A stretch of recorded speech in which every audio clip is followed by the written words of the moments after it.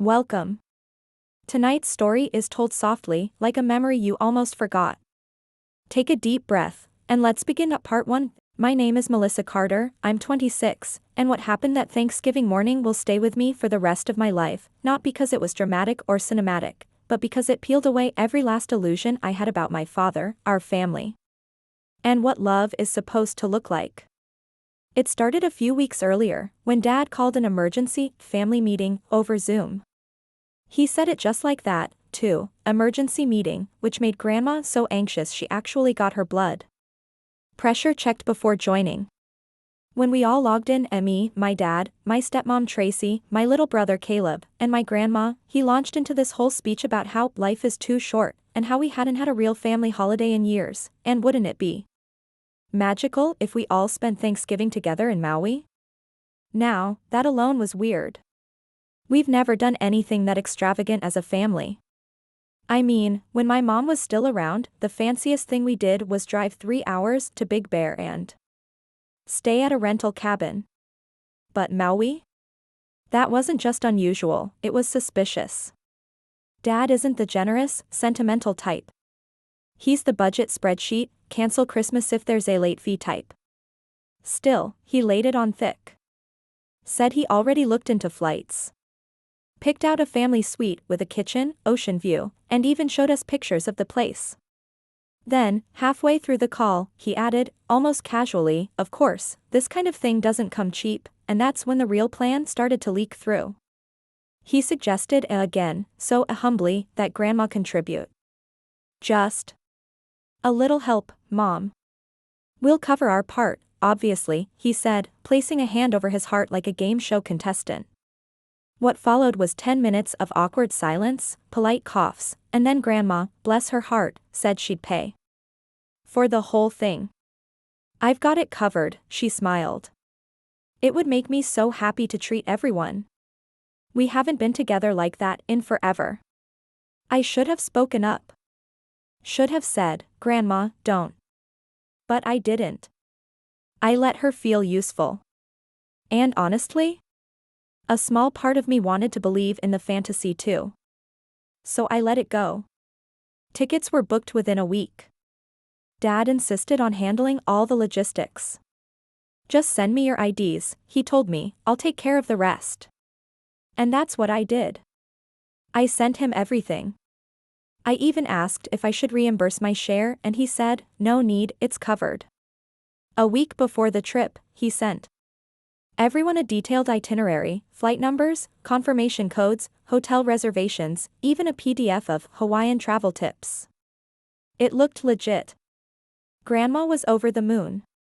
She went shopping for new sandals, printed out restaurant menus from Yelp, and even bought a Hawaiian shirt for my brother's stuffed bear. Then Thanksgiving morning arrived. I showed up at the airport early, suitcase in one hand, coffee in the other, wearing a new dress I'd saved for something special.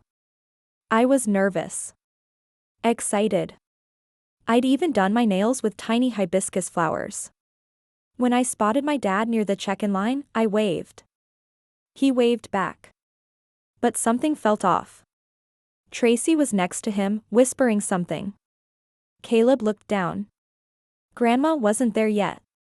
I asked, hey, do you need help checking in? And Dad said, actually, about that, his eyes darted around, like he was trying to find a quiet place to drop a bomb. Then he took a step closer, lowered his voice, and said the words I'll never forget, you're not coming with us. Just like that.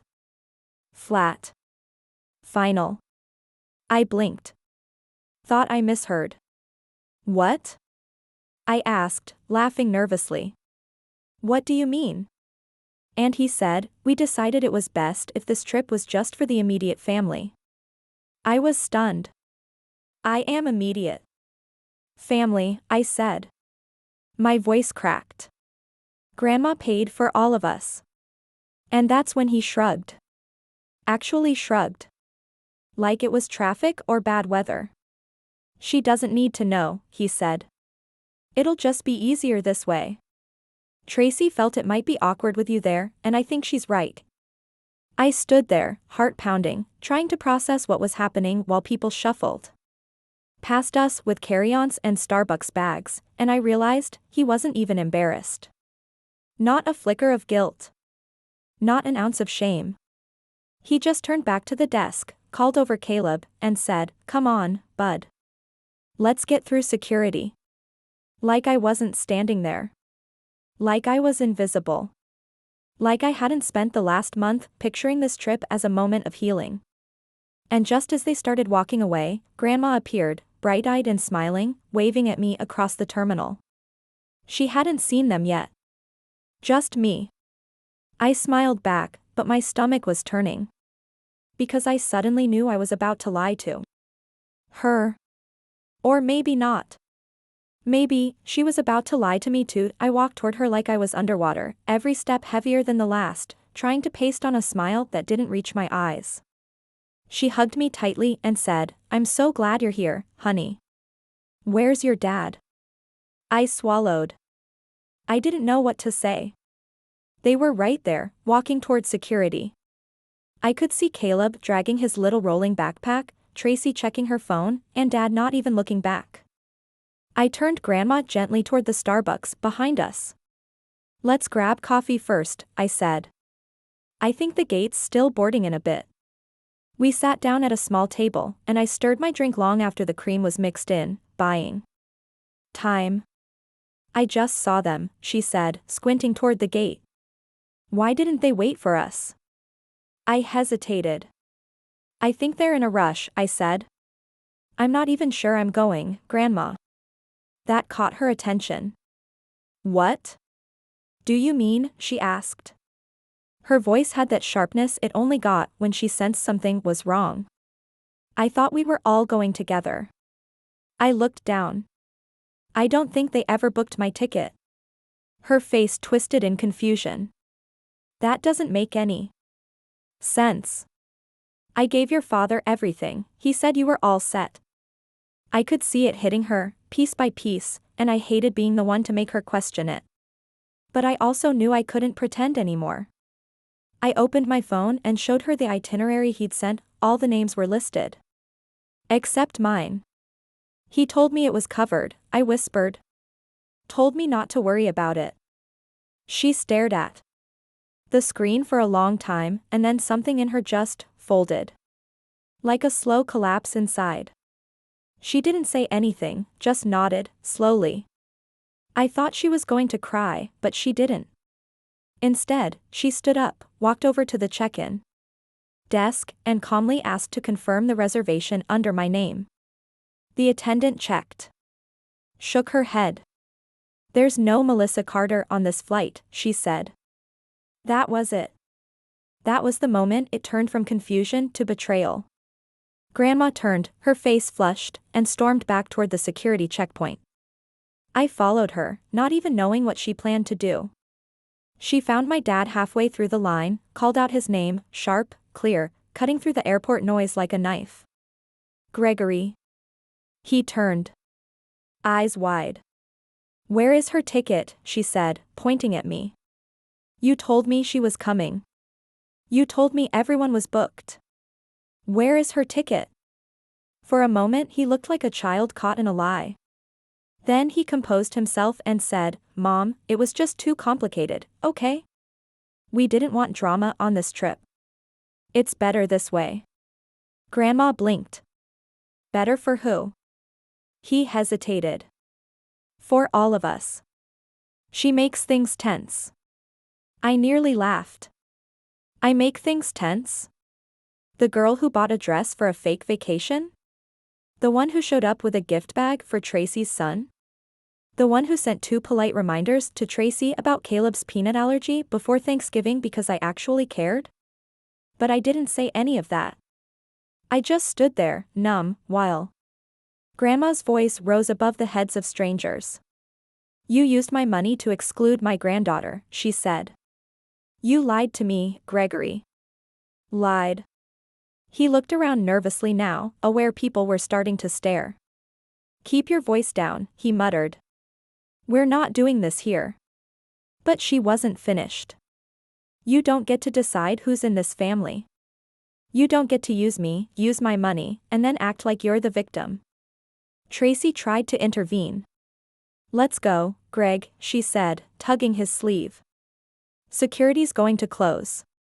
"Go," Grandma said. "Go. And when you get back, we're going to have a very different kind of family meeting." She turned her back to them, then grabbed my hand and walked away. I couldn't feel my legs. I couldn't believe what had just happened. My family, the people I was supposed to spend Thanksgiving with, had tried to leave me behind like an afterthought. And Grandma had just found out her $20,000 gift was a ticket to betrayal. But the worst part was still coming. Because later that night, after she made us turkey sandwiches and we sat in her living room in total silence, Grandma opened her laptop. She pulled up her bank statement. And then she gasped. "Melissa," she whispered. "He didn't spend 20. He took all of it." I leaned over. The transaction was there, $41,372.80. Gone in one wire transfer. And right then, the story changed. Grandma closed the laptop and sat back like the air had been knocked out of her. "He emptied my account," she whispered. "Everything your grandfather left me, everything I saved, he took it all." I didn't know what to say. There wasn't anything to say. I reached for her hand and held it in silence. And in that silence, something shifted between us, something unspoken but solid. Because in that moment, I realized this wasn't just about a canceled trip. It was about the years of manipulation, of quiet exclusions, of being treated like a footnote in my own family. And I wasn't going to let it end like this. Not anymore. Thanks for watching part 1 of Melissa's story. Her father may have shut her out at the airport, but he had no idea what Grandma would discover next, and what Melissa was about to do with that truth. Part 2 gets even messier. Stay tuned at part 2. He stole from Grandma, so we showed up in Maui. The next morning, Grandma was already on the phone before I even came downstairs.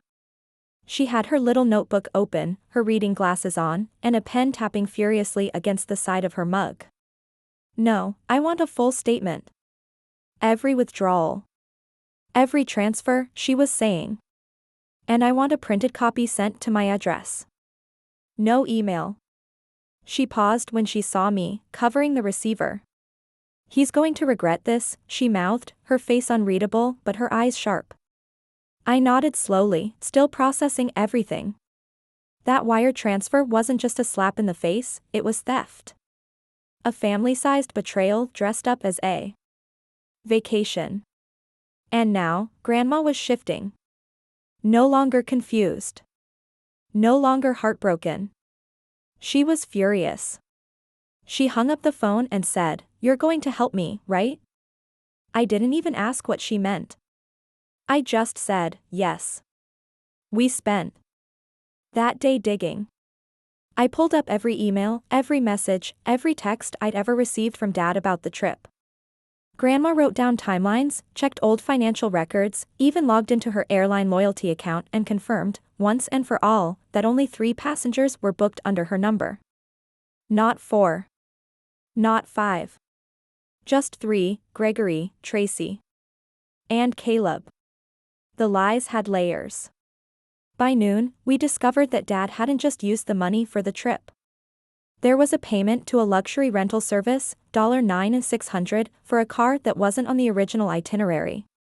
Then another, a transfer to an unfamiliar account labeled JG Holdings. Grandma squinted. "I don't know anyone with those initials." But I did. Jennifer Gregson. My dad's friend. His real estate associate. The one he used to meet up with after work, even when Tracy wasn't supposed to know. I didn't say anything at first, but Grandma caught the hesitation. "Who is that?" she asked, calm but firm. I told her everything. The late nights, the whispery phone calls, the text I'd accidentally seen months ago that said, "Next time, no wedding ring." I never told Tracy because, well, I wasn't invited to speak in that marriage. But now. Grandma sat back and exhaled like she'd been holding her breath for 10 years. He's using my money to play house with someone else, she said. In Maui. The rage in her voice didn't rise. It cooled. Hardened. He thinks I'm just an old woman who won't remember her PIN number. He thinks I'll forget. He forgets I kept this family running for decades before he ever learned to tie his shoes. That night, she made a plan. It wasn't loud. It wasn't messy. But it was deliberate. First, she called her lawyer. Not her usual one, the estate lawyer. The one she only dealt with when things got serious. I want to rewrite my will, she told him. Immediately. Then she called her accountant and asked for a forensic review of the last 6 months. Look for any activity involving my son's name, his wife's, or anything connected to JG Holdings. Flag everything. I didn't ask what she was doing with all of it, I just kept helping. Printing, sorting, highlighting. It felt like we were in a war room. Somewhere between legal strategy and emotional triage. At one point, Grandma looked over at me and said, he made a choice. He didn't just steal from me. He tried to erase you. And I won't stand for that. Her voice cracked then, just slightly. And that was the only moment she let the pain through. The next day, she sent a text in the family group chat. Just 2 sentences, hope Maui is treating you well. When you land, give me a call, we need to talk. Tracy replied first. Sure. Everything okay? Dad never responded. That was the first silence. The second came when the hotel confirmed the reservation had been upgraded, twice. Once before check-in. Once after they arrived. The suite they originally booked? Cancelled. Replaced by a penthouse. Package worth nearly $18,000 for 5 days. I stared at the confirmation number, stunned. He didn't even try to hide it, I said. Grandma just smiled coldly. He never thought I'd look. That night, I got another message. From Caleb. Just one word, why? I didn't know what he meant. Why what? Why wasn't I there? Why had Grandma sent the text? Why did things suddenly feel like they were cracking under the surface? I didn't answer right away. I didn't want to put him in the middle. But then he followed up with, Dad's acting weird. Tracy won't stop whispering. Grandma okay? That's when I realized, he didn't know. Caleb didn't know any of it. Not about the ticket. Not about the money. Not about the real reason this whole trip existed. And I couldn't say it to him. Not yet. Because this wasn't over. And what Grandma was about to do next. It was going to change everything. Again. 2 days later, Grandma got a reply from her lawyer confirming that her new will had been notarized. And filed. The message was clear, Gregory Carter was removed from any future inheritance. Not just removed, replaced. She left her assets to a foundation she was building, something she'd always dreamed of, a local education grant named after my grandfather. And she named me executor. He used me, she said, so now I'll make sure everything I have goes somewhere useful. Somewhere kind. The house, the savings, the car, all of it was redirected. Tracy and Caleb weren't mentioned. Not out of spite, but because, as Grandma put it, Tracy stood by him. And Caleb, well, Caleb's still got time to show who he wants to be. But Grandma wasn't done yet. You know what else he forgot? She asked me later that night, sipping tea like we weren't quietly preparing to dismantle the legacy of a man we both used to love. He forgot I still own part of that business he runs. The family name is still on the lease. The office? Half mine. I blinked. I'd forgotten too. So what are you going to do? I asked. She smiled, tight, dangerous, satisfied. I'm going to Maui. I nearly choked on my drink. What? He thinks I'm too old to get on a plane? Watch me. She was already booking flights. As she said it, muttering to herself about hotel addresses and credit card points. You're going too, she added. You need closure. And he needs a mirror held up to his face. I wanted to laugh, to tell her it was too dramatic. But I couldn't. Because in that moment, I realized she was right. This wasn't about revenge. It was about truth. About showing him that the people he discarded were still standing. Still watching. Still holding the receipts. We landed in Maui 3 days before their return flight. Grandma paid for the same hotel, just a standard room, 2 floors down. She wore a straw hat and sunglasses and looked like someone who'd come for the sunshine, not war. But I knew better. We didn't plan anything elaborate. We didn't storm into the lobby or crash their dinner. We just waited. And then, on their last day, we timed it perfectly. We stood by the valet entrance just as the bellhop wheeled their designer luggage out onto the curb. Tracy saw us first, her jaw dropped so fast it looked unhinged. Then Caleb. Then my dad. He froze. I watched him process it. His mother. Me. Together. In Maui. Not crying. Not begging. Just standing there. Calm. He approached us slowly, like someone approaching a cliff edge. What are you doing here? He asked. His voice was tight. Following the money, Grandma said, pulling out a printed statement and handing it to him like a souvenir. Don't worry, I made sure it traveled first class. His face drained of color. You don't get to, he started. I get to do exactly what I want with what's mine, she interrupted. And what's not yours? He turned to me, maybe expecting softness, but I just stared back. I showed up, Dad. You told me I didn't belong. But I do. I always did. And you, I nodded toward the luxury car waiting behind him, you've already made your choice. Tracy tried to pull his arm, whispering, let's go, this is embarrassing, but he didn't move. Melissa, he said, as if one word could fix everything. I shook my head. Don't. Grandma stepped forward then. We're not here to fight, she said. Just to be clear. You lied. You stole. And there are consequences. She handed him one last envelope, her legal notice of ownership separation from the business lease. Effective immediately, she said. You'll be hearing from my attorney. And your accountant. He didn't open it. Just held it like it burned his fingers. Caleb stood to the side, eyes darting between all of us. I gave him a small smile, not pitying, not angry. Just honest. You can reach out when you're ready, I said. If you want to know the truth. Then we walked away. No screaming. No scenes. Just silence behind us and the sound of waves somewhere beyond the lobby walls. That night, Grandma and I sat on the beach, our feet in the sand. Do you regret it? I asked.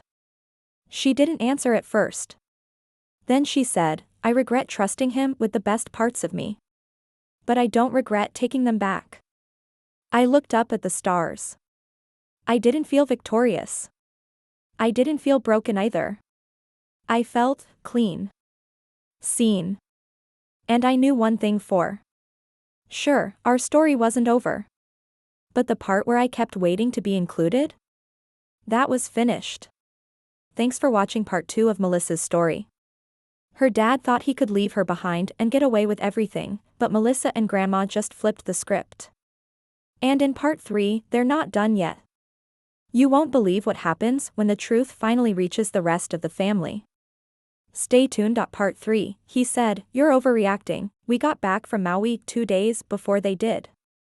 I thought Grandma would want to rest, maybe sit with what had happened, but the moment we walked in the door, she opened her laptop again and started writing. Not emails. Not letters. Statements. She sent one to her accountant, another to the lawyer, one more to the family trust officer. Paper trail, she said. If he tries anything, I want every step recorded. I watched her work like a woman who had no interest in forgiveness. Only clarity. And then, 2 days later, we got the call. Not from Dad. From Tracy. Her voice was clipped, formal, almost robotic. We just landed. Is everything okay, with Mom? Grandma took the phone, and for the first time, she didn't sugarcoat anything. You need to come over, she said. Without Gregory. An hour later, Tracy and Caleb pulled into the driveway. I stayed inside, watching from the kitchen as Grandma stood on the porch with folded arms. She didn't yell. Didn't even raise her voice. She just handed Tracy the printed statement, the full bank record. He drained everything, Grandma said. Every penny. Tracy's hands shook. I thought, he said it was a gift, she whispered. He said you wanted to surprise us. Grandma tilted her head. Do I look like a woman who surprises people with $40,000 getaways? Tracy didn't answer. Caleb stood behind her, clutching a souvenir snow globe with a palm tree inside, looking like he wanted to disappear. Grandma sighed. You weren't part of this. Not originally.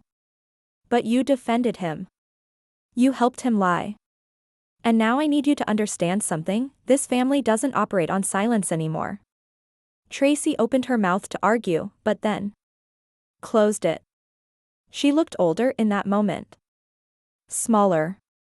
She left without another word. Caleb lingered. He turned to me before they got in the car and said, Is it true? About the money? I nodded. It's all true. He looked down at the snow globe and said, He told me you didn't want to come. That you said it would be weird. My heart cracked. I know, I said softly. He needed someone to blame. He nodded. Quiet. Then he got in the car. And they were gone. That could have been the end. But it wasn't. Because a week later, Dad showed up at Grandma's house unannounced. I was in the kitchen. I heard the knock. I heard his voice, too loud, already defensive. Mom, we need to talk. You're blowing this out of proportion. She opened the door only halfway. There's nothing left to talk about. You're cutting me out over a vacation, he snapped. It's not the money. You know that. It's her. She's been poisoning you against me for years. I stepped into view, and he flinched. There she is, he muttered. The saint. The victim. Grandma didn't move. She's your daughter. She's a problem, he fired back. She's always been dramatic, always needed to be the center of everything, Gregory, Grandma said sharply, you lied. You stole. And you left her standing at an airport with a suitcase and no explanation. You don't get to stand here and rewrite the story now. His face turned red. I built everything in this family, no, she interrupted. You took. You twisted. And now it's over. She reached behind the door and handed him a sealed envelope. This is the termination of your access to the business lease. And a legal order requiring you to return the company car by next Friday.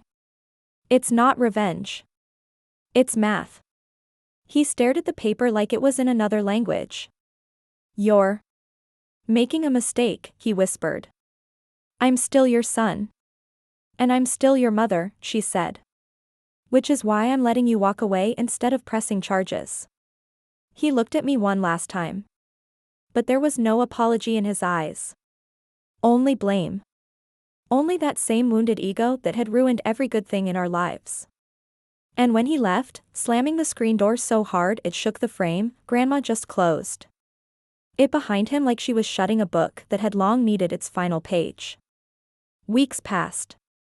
The house got quieter. I kept waiting for the ache, for the guilt, for the family-shaped hole to open. But it didn't. In its place, there was peace. There was dinner with Grandma and real conversations. There were walks in the park without checking my phone for his messages. There was life. The kind that doesn't hinge on being accepted by people who only invite you in to control you. One day, I found a note on my nightstand in Grandma's handwriting. It said, "You are not the problem. You were never the problem.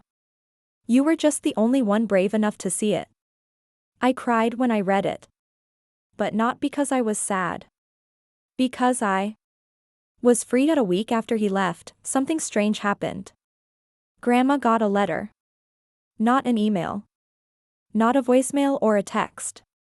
A real envelope, with his handwriting on it. Inside was a short note. No greeting. No apology. Just 5 words, "I hope you're proud now." That was it. No signature. No explanation. She folded it once and dropped it into the trash without saying a word. I picked it out later, not because I needed the words, but because I needed the reminder that even when some people lose everything, they never gain humility. He was never going to be sorry. Not for lying. Not for stealing. Not for leaving his own daughter behind at an airport like an afterthought. Because to him, this was never about right or wrong. It was about control. And control doesn't grieve. It just blames. But we were done being blamed. Grandma turned her focus back to the foundation. She renamed it in full, the Marion Carter Fund for Girls Who've Been Left Behind. The name was bold, deliberate, and a little painful. But it was hers. Ours. Within 3 months, the foundation was fully funded and launched. I helped her build the website, file the legal paperwork, plan the first scholarship. The first recipient? A 15-year-old girl who'd been kicked out of her home after refusing to lie for her stepfather. Grandma read her story and said, "We take care of our own now." That became our motto. We take care of our own. No more begging to be seen. No more shrinking to fit into places that were never safe. No more calling it love just because it came from blood. Somewhere along the way, I stopped waiting for my phone to ring. I stopped hoping for his name to pop up with some miraculous confession. Instead, I started building my own life. I started teaching full-time. I painted my bedroom in the color I liked, not the beige he always said was safe and neutral. I hung wind chimes outside Grandma's kitchen, even though he used to call them tacky. Every little thing was a step. A quiet reclaiming of the life I was always told I was too sensitive to handle. But you know what I learned? Sensitivity is strength when you survive people who never let you feel safe. 1 evening, as we were cleaning out an old closet, Grandma found a dusty box filled with photos. Some from my childhood. Some from hers. One in particular stopped me. It was her holding me as a baby, both of us laughing. She looked younger, lighter, freer. "I almost forgot this version of us," I said. She smiled. "She's still here," she whispered. She just had to be reminded who she was raising. That night, I sat alone on the porch and watched the sun dip low behind the trees. I thought about how a single decision, one man's selfishness at an airport gate, had started an avalanche. But the thing about avalanches is, yes, they bury things. But they also clear the old paths. They force you to build new ones. Stronger ones. My father never called again. Not for Christmas. Not for my birthday. Not when Grandma got pneumonia that winter. And you know what? That silence was the kindest thing he ever gave me. Because it proved what I had always feared but never dared to say out loud: I was never the daughter he wanted. Just the one he couldn't erase until now.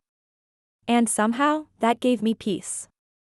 Because now, I finally wanted me. I finally stopped fighting to stay in a story that only wanted me quiet. I wrote a new one. And in this one, I'm not standing at an airport with a suitcase and a broken heart. I'm home. And no one's leaving me behind ever again. Melissa's story was written entirely for this channel, a fictional, original narrative crafted to explore the quiet cruelty that sometimes hides behind the word family. From the airport betrayal to the final reckoning at home, every scene was designed to reflect the emotional truth of what it feels like to be excluded, used, and finally, to reclaim your power.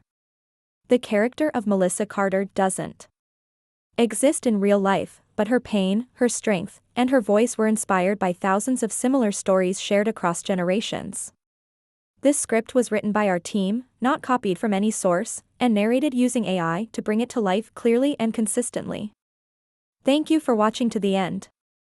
If Melissa's journey resonated with you, please consider liking, commenting, or sharing, not just for the algorithm, but because someone out there might need to hear that walking away from toxic family can be the beginning of everything.